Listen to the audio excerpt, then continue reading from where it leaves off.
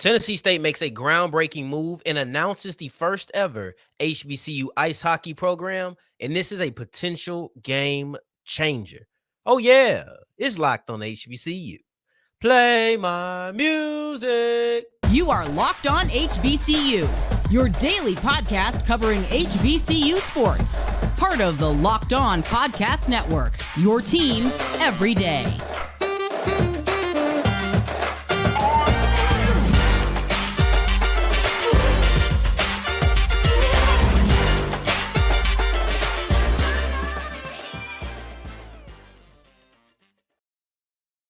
What's going on, family? Welcome back to another episode of the Locked On HBCU podcast, your number one daily one-stop shop for everything HBCU athletics, Monday through Friday, part of the Locked On Podcast Network, your team every day. And I, of course, am Darian Gray, a.k.a. the Mouth of the South, Texas Southern alum and former TSU Herald Sports editor and contributing writer at USA Today's Saints Wire. Let me get my head out of the way so you can see that beautiful banner that is behind me. But I appreciate you for making us your first listen of the day every day. And remember, just because the mic cuts off does not mean that the journey is over. It just means it's time to follow me on Twitter at South Exclusive. Starts with an S and ends with an S. I'm missing the point all around today. This is not my day, but it's okay because today's episode is going to make up for this terrible pointing. We just point everywhere. And one time we will get above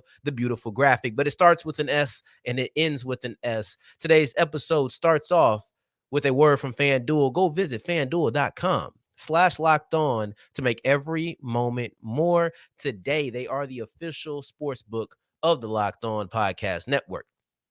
We open up today's show discussing Tennessee State and their groundbreaking move, and when they announced that they are going to have the first ever HBCU Ice Hockey program.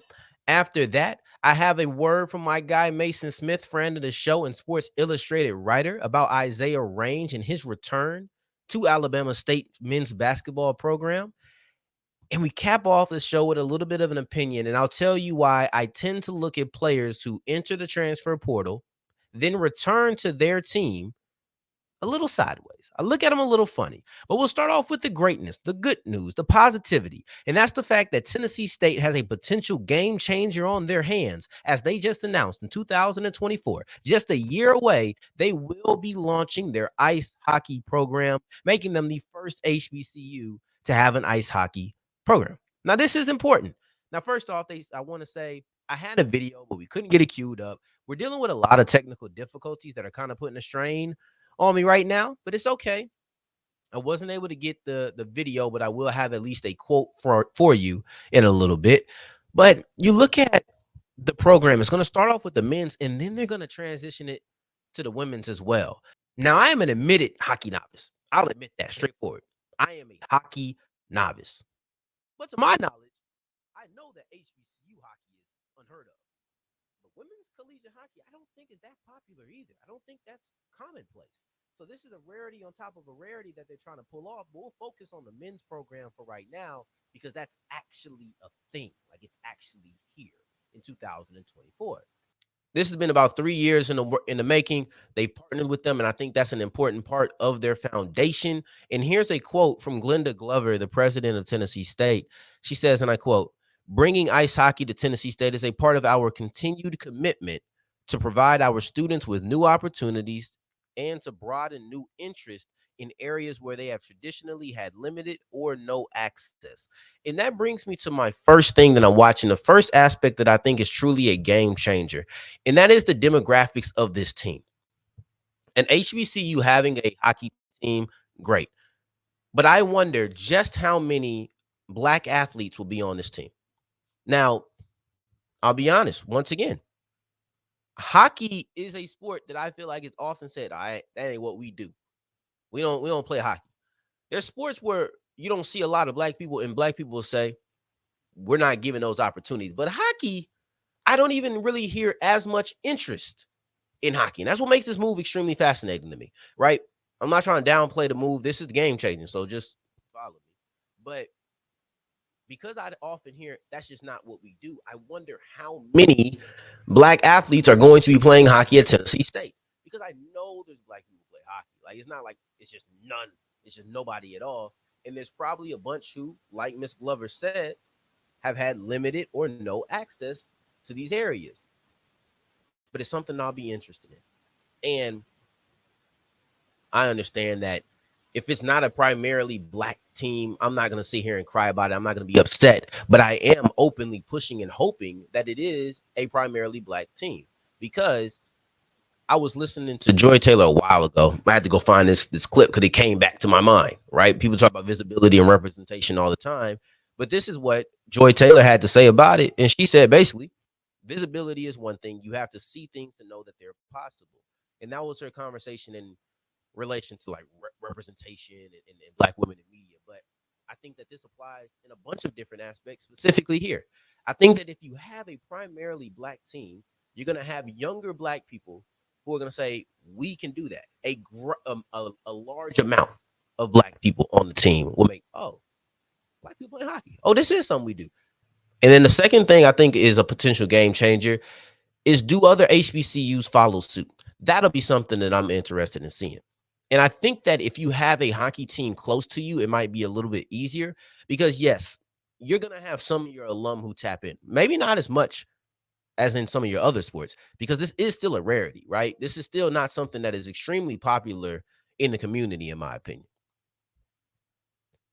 But you'll have another community that you can tap into, and that's the hockey community. Nothing about race or anything, but just of hockey. There'll be some people in Nashville who just want to check out collegiate hockey and they'll check out Tennessee State, right? So you might look at the Carolina Hurricanes, right? They're not Durham and Raleigh put them together. They're in Raleigh. Central could get right there. I think that having that base, having that hockey community that is already attached to a professional team, I think makes it easier. I think it gives you a little bit stronger of a backing. It gives you a little bit stronger foundation. It's almost like training wheels. You know, like a bike, if you stand a bike up, a bike is going to fall. Or if you're just riding a bike, you can fall, right? But if you stand up a bike with training wheels on it, there's no falling. You have that extra support. At least in the beginning, I think those training wheels would be really good. And that doesn't mean like if you're in a Houston area, you know, if you're in Tallahassee, if you're in Delaware, like it doesn't mean that you can't still do this.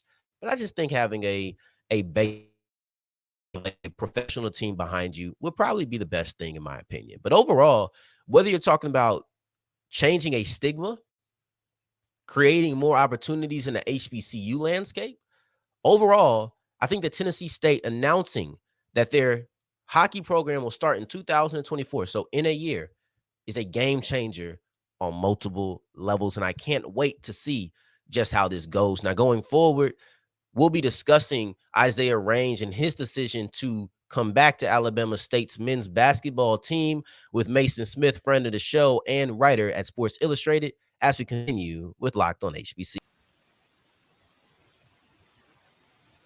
Today's episode is brought to you by FanDuel, and FanDuel is the official sports book of the Locked On Podcast Network. The MLB is in full effect, right? We're pushing now.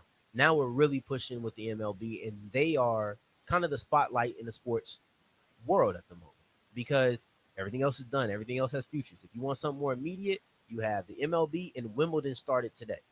So Wimbledon started like 5 in the morning or something like that. So go ahead and put some money down on the first round, some of the matchups that you haven't seen yet.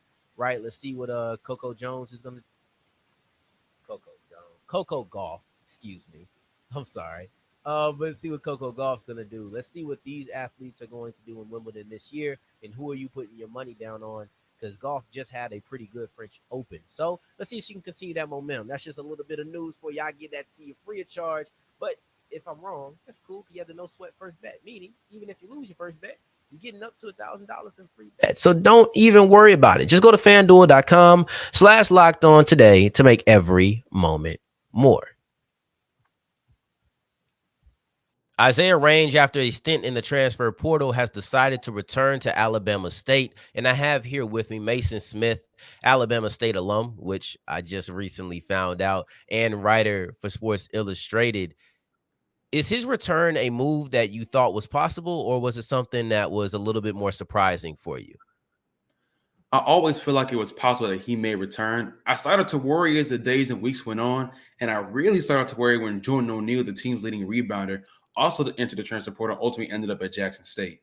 But when I saw that he returned, honestly, it really shifted my mind about how Alabama State basketball may look next year. Because of course, with him being the best player last year and the players are bringing in with the incoming recruiting class, whether they're a freshman or the transfer portal, I think Alabama State may look a lot more dangerous than people may think.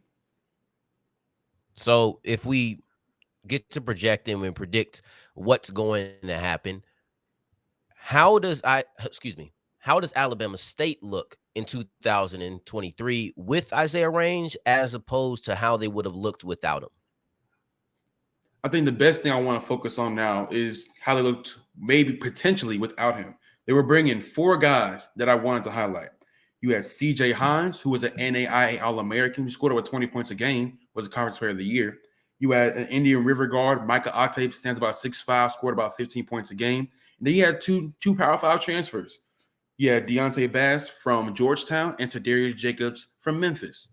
The reason I bring those names up is because I think their combined efforts have been fantastic, regardless of who was on the team. I feel like those guys would have really tried to elevate the program. But with Isaiah Range back in play, with Isaiah Range, the leading scorer, back in the Alabama State uniform, that changes the dynamic of everybody's role. With those four players, they don't have the pressure of trying to uplift to a role where the leading scorer is gone now. Everybody has the next man up mentality. With Isaiah Range back, it makes everybody else's jobs easier. And conversely, it makes Isaiah Range's job easier, considering how, hey, he has more scoring surrounding him. He has more offensive firepower surrounding him. That way, he doesn't feel the pressure. And more importantly, TJ Matlock, who was the newcomer of the year, he doesn't feel the pressure either. So I think it's going to be a more well-rounded offense and honestly leads to a more rounded team, which will ultimately lead to more victories next year for Alabama State. And you mentioned Madlock because I know that there was going to be a lot of pressure on him had Range not came back. Yes, you have these other guys coming in, but you're the coach's son, and that's not always a pressure point, but a lot of times it is. And you're also the newcomer of the year and would have been the returning leading scorer had Range left. But now that you have both Range and Matlock there, what are the expectations in year two for this duo? I think the expectations are just to increase in wins first and foremost. We saw what TJ Matlock can do. And the big concern we're forgetting about, Isaiah Range injured his ankle at the end of the year. It was a really nasty ankle injury. Hopefully he makes a full recovery. But with those two guys as the scoring punch combined with the four guys I named, I think the offense is going to be way more potent. Because, of course, Jackson State made a lot of moves. I think other teams around the SWAC made a lot of moves, Texas Southern especially. But I do think with the scoring that Alabama State has added, that makes them more dangerous. You can't just ignore them. You can't just think that's a market in the win column when you play them where the home on the road. I think with Range and Matlock leading the charge, combined with the other four scores, Alabama State's team's gonna be way more dangerous. Now, am I predicting them to win the SWAC or anything like? No, I'm not. I think there are still teams above them that can do that. But I do think they're far from the poor performance you saw in Coach Tony Matlock's first year. And you mentioned that poor performance, and I thought it was really bad once Range did go out, which you mentioned with his ankle injury. When you look at the first 20-something games versus the last 8 games that he was out, what was the difference in play in that time? I think the difference in play was the fact you lost the engine that drives that team.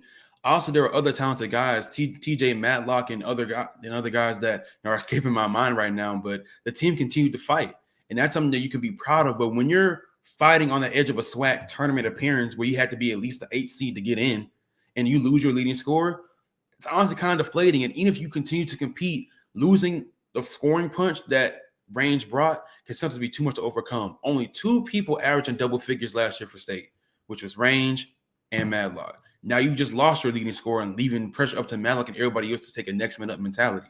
Sometimes that can be a lot for a team to overcome, especially as they're, brand new team, new coach in their first year, and the other teams are really established and have, a lot of momentum going.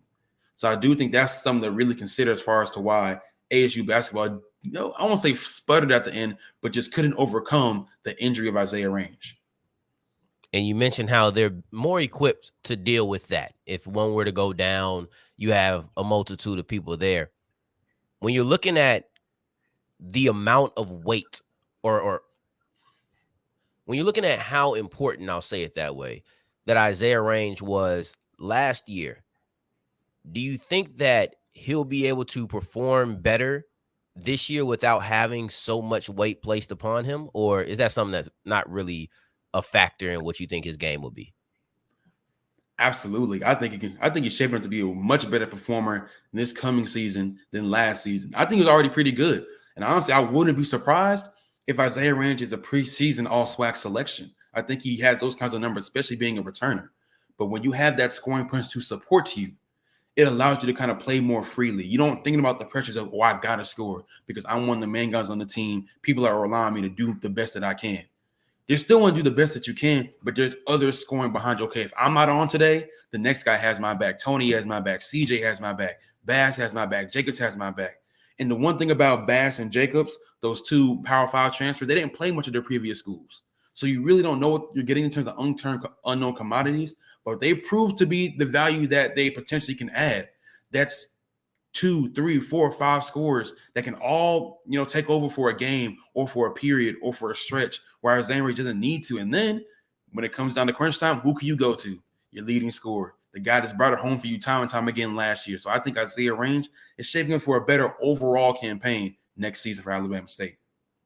And I appreciate you for coming on, detailing that, giving all the information about your alma mater and their big return in the transfer portal. Isaiah Range returns to the Hornets for his senior season. I appreciate you, Mason. And thank you to Mason Smith for coming on and talking about Isaiah Range and how he has returned and what he provides to Alabama State, including some of the other players who aren't Range, who are already going to improve this squad. But I will focus on Range in the next segment as I talk about my opinion on players who enter the transfer portal and then come back to their team. I ain't mad at them, but I do kind of look at them with a little bit of a side eye, and I'll tell you why as we continue with Locked on HBCU.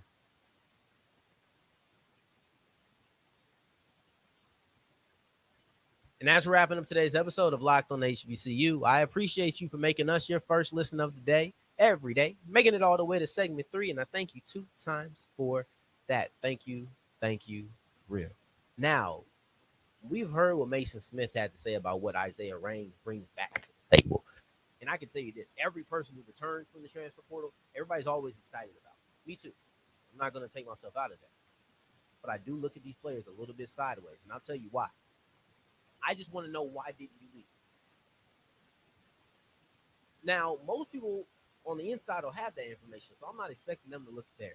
And I'm not trying to say I wouldn't welcome someone back if I were a coach. Even if I didn't have that level of conversation, you look at Isaiah Range, you look at Isaiah Land, you look at Kamari Stevens, you look at these players, when they enter the transfer portal, I'm welcoming them back. Some coaches say, you're gone, period. I'm not that harsh. But from my analyst seat, with a person who doesn't have inside information on every single situation, I am sitting there a tad bit curious of, why didn't you leave? Because you entered the transfer portal to go. I don't care what anybody says. This idea of, I just wanted to explore my options. You wanted to leave. You wanted to see if an option was enticing enough for you to leave. You wanted to see what was out there. And that's okay. I have no problem with that. I don't criticize that at all. I am pro portal, pro player. I am pro all of it. But I'm also being real. You wanted to hit the door for whatever reason. Maybe it was you felt like you couldn't get drafted from an HBCU, so you decided you wanted to enter the transfer portal, and you're like, nah. But I am going to kind of want to know why you decided to return. If I was a player, if I was a coach, until we get into the framework of preparing for the season. So if you come back in the off season and we haven't gone through workouts yet, I might be looking at you a little sideways. And as soon as we get to running sprints, as soon as we get to putting on pads, as soon as we get to playing other people, I am not going to question you a lick. I'm not going to question your dedication. I'm not going to question how much you're bought in. I'm not going to question if you wanted to be here, because you are. I'm not going to question any of those things, because in the long run, it doesn't matter. But in the short run, in the immediate, I am a little bit curious of what made you come back. Was it not greener on the other side, or did you really decide this is where you needed to be? Because you're getting offers. I can't think of anybody who returned and didn't get offers, right? Like Isaiah Land got FBS offers. Kamari Stevens got FBS offers. I don't know about Isaiah Range, but I'm sure that he got some offers, whether that's FCS or FBS. Like, these guys did get a recruitment process yet again. Like, this is essentially a second recruitment. You did get that. But what made you choose to come back to FAMU? What made you choose to come back to Alabama State? Now, without using any names, any teams, any players, did a wide receiver who was looking at FBS State University of Timbuktu said, "Nah, we look at you more so as a third string guy." Meanwhile, this HBCU still wants you to start. Not going to make me feel good. I'm not going to be proud to hear that's the case. But I'm also not going to sit here and weep and be sad. I'm not doing that. For me, I'm just a little bit curious. That's it. That's it. That's it. That's it. I'm going to wonder if you settled to come back or if you're eager to come back. But once we start playing, none of that matters anymore. It doesn't. Only thing that matters is that we are here and we are playing and we are active and we are going to win.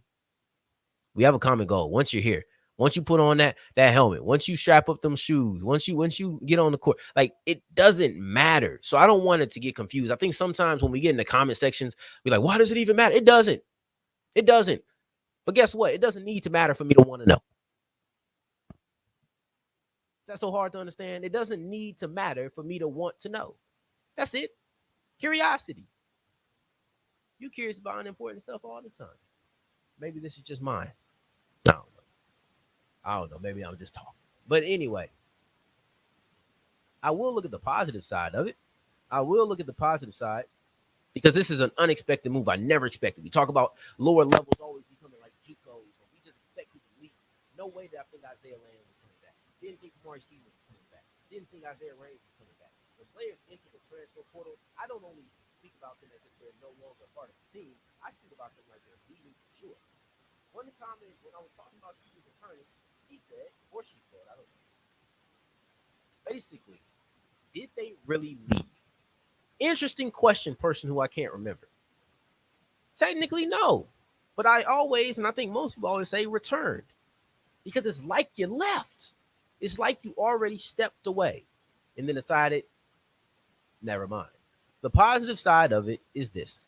You are bringing in a player who had interest from other teams, regardless of what the role was or what it could be. You are bringing in a player who almost always affects the team positively. It's rare that a player comes back from the transfer portal. He's like, I was wishing that dude left. I was hoping he left. And if it is, we don't talk about it. That person don't get any kind of promotion for going into the portal. This is a move that always benefits the team that comes in. If your player comes back, trust me, he was good for you. He entered the portal. Any player who enters the portal for real, unless the coach left, is probably good for you. You're probably hurt that you're missing that piece. And if you're not hurt, you're missing that piece, you didn't hear about it on Locked On HBCU. So I appreciate you for making us your first listen of the day, every day. Until the next time that we hear each other, family, whether that's Wednesday or next Monday. Take care. Stay blessed. Peace.